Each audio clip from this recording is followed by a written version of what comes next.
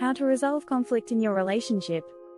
First of all, it's important to acknowledge that conflict is a natural part of any relationship. It's inevitable that you and your partner will have differences, and it's how you handle those differences that can make or break your relationship. So, if you're finding yourself in a situation where you're constantly fighting with your partner, or you feel like you just can't see eye to eye, don't worry.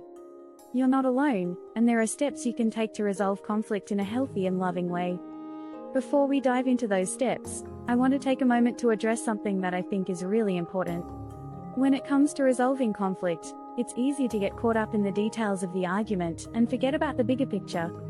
But it's important to remember that your partner is the person you love and care about the most, and that means it's worth putting in the effort to resolve conflicts and come to a resolution that works for both of you. So, as you go through this process, try to approach it with love and care in your heart.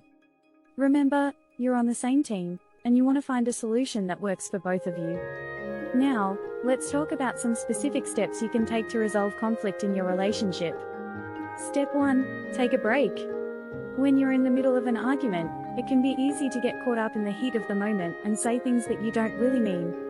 That's why it's often a good idea to take a break and give yourself some time to cool down. This can be as simple as stepping away from the argument for a few minutes, or it could mean taking some time apart for a day or two. Whatever you do, try to resist the temptation to keep fighting or to say something hurtful just to get your point across. Remember, you can always come back to the conversation later when you're feeling more level-headed. Step 2. Practice active listening. Once you're ready to resume the conversation, it's important to make sure that you're really listening to your partner.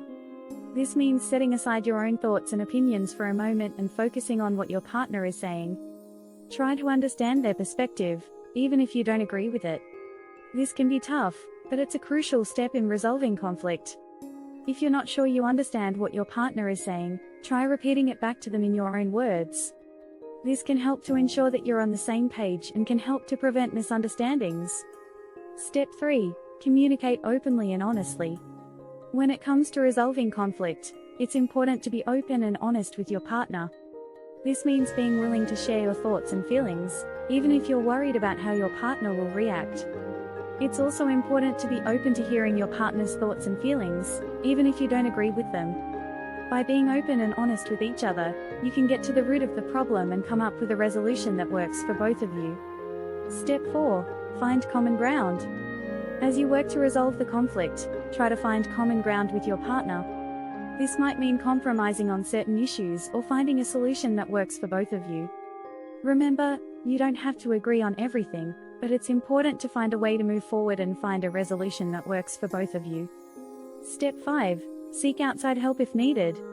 Sometimes, it can be difficult to resolve conflict on your own, even if you follow these steps. If you find that you and your partner are stuck and can't seem to move forward, it might be helpful to seek outside help.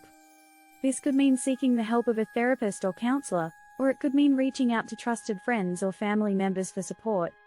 Whatever you do, don't be afraid to ask for help if you need it.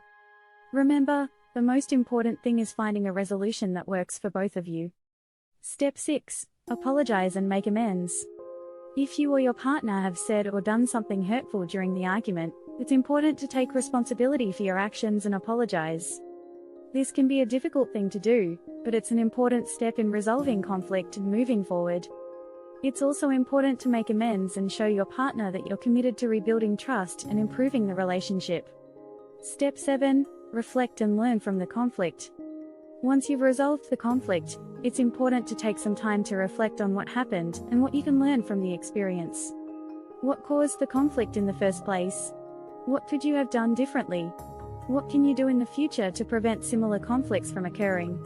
By taking the time to reflect and learn from the experience, you can grow as a couple and improve your relationship in the long run. I hope these steps have been helpful, and I hope that you're able to use them to resolve conflict in your relationship in a healthy and loving way.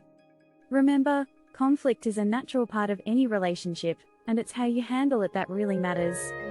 So, if you're facing conflict with your partner, don't be afraid to take a break, practice active listening, communicate openly and honestly, find common ground, seek outside help if needed, apologize and make amends, and reflect and learn from the experience. With love and care in your heart, you can resolve conflicts and strengthen your relationship in the long run.